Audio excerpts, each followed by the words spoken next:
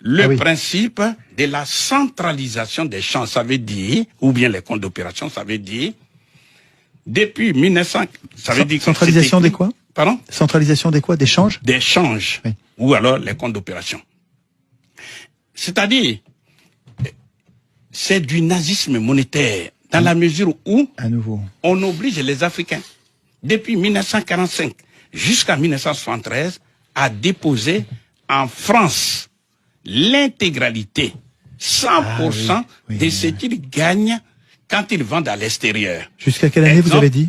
73. 73. Et à partir de 73, c'est 50%, je crois, hein, c'est ça? Non. C'est curieux, c'est 65%? J'ai dit de 1945 jusqu'à 1973, c'est 100%. C'est 100%. S'ils ont gagné 1000 milliards de dollars, ils déposent dans un compte que la France a pu ouvrir pour eux. Nicolas, ici. Il faut juste que vous preniez, il me semble, pour ceux qui connaissent pas l'échange, il faut que vous preniez un exemple. En disant, par exemple, quand un pays de la zone CFA a réussi à vendre, par exemple, de son coton, à l'extérieur, il y a des devises qui rentrent. C'est ça qu'il faut expliquer. Et que ces devises, quand elles rentrent, c'est une richesse pour le pays. Parce que normalement, ça va lui permettre d'acheter autre chose. Voilà. Et au lieu de s'en servir pour acheter autre chose, il faut qu'elle dépose cet argent, non pas dans sa banque centrale à elle, disponible pour participer au développement, mais il faut qu'elle le dépose dans une banque française, à la Banque de France. Donc, c'est au Trésor public français. Je rappelle, pour mémoire, le trésor public, c'est l'expression financière de l'État. Donc, s'ils ont eu 1000 milliards de dollars, parce qu'ils ont vendu, eh bien, l'intégralité de ces 1000 milliards s'est déposée au trésor public. À l'étranger, dans le pays colonisateur. Dans le compte ouvert pour eux en France. C'est ça. Deuxièmement, de 1973 jusqu'en 2005, précisément le 20 septembre, eh bien, la France, dans sa générosité, a dit, bon, ce n'est plus la peine de prendre 100%. Il faut simplement prendre 65%. C'est-à-dire, si les Africains ont vendu pour 100 milliards de dollars, de yens, etc., ils déposent 65 milliards. Mais, Nicolas, ils ne donnent pas cet argent. Ils le déposent sur un compte, mais les pays peuvent s'en servir en faisant des chèques. Ça, c'est ce qu'on dit. Ça, c'est ce qu'on dit. Mais nous sommes en train d'expliquer les faits. Et maintenant, à la seconde où nous parlons... L'argent n'est pas volé, ils peuvent s'en servir pour autre chose, non? Mais non, je vais tirer les conséquences, vous allez voir tout de suite. Et maintenant, de 20 septembre 2000 jusqu'à la seconde où nous parlons, ils déposent 50%. Aujourd'hui, on en est à 50.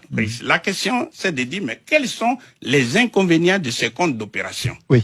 Les inconvénients sont nombreux. La première conséquence est logique. C'est que ces pays ne peuvent pas utiliser leurs devises pour acheter les biens d'équipement, les machines, pour pouvoir transformer chez eux les matières premières. C'est pourquoi ils sont sous-industrialisés. Et c'est pourquoi ils sont pauvres, parce que pour développer un pays, il faut, certes, l'outil monétaire, parce que l'économie d'un pays se gère par deux outils. L'outil monétaire et l'outil budgétaire. Alors, ici, on va faire un petit peu. À ce moment-là, c'est du vol. On est obligé de déposer et on peut pas s'en servir pour acheter. Non, c'est-à-dire que j'arrive, comme il dit, il veut faire un... C'est-à-dire quand il dépose les devises, la France n'a qu'à appuyer sur sa machine qui se trouve à Chamalières, parce que ça aussi, il faut le savoir. Ça se trouve à Chamalières.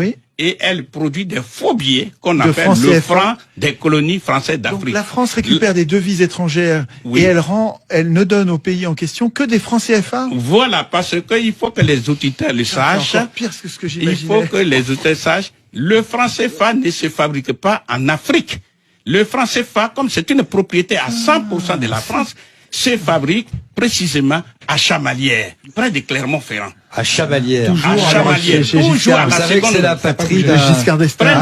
Près de chez Giscard d'Estaing. C'est un hasard, c'est un hasard quand même. Ce n'est pas un hasard, justement. Vous êtes un Français. Vous êtes un Français. Vous savez très bien ce que ça veut dire. Giscard d'Estaing et autres.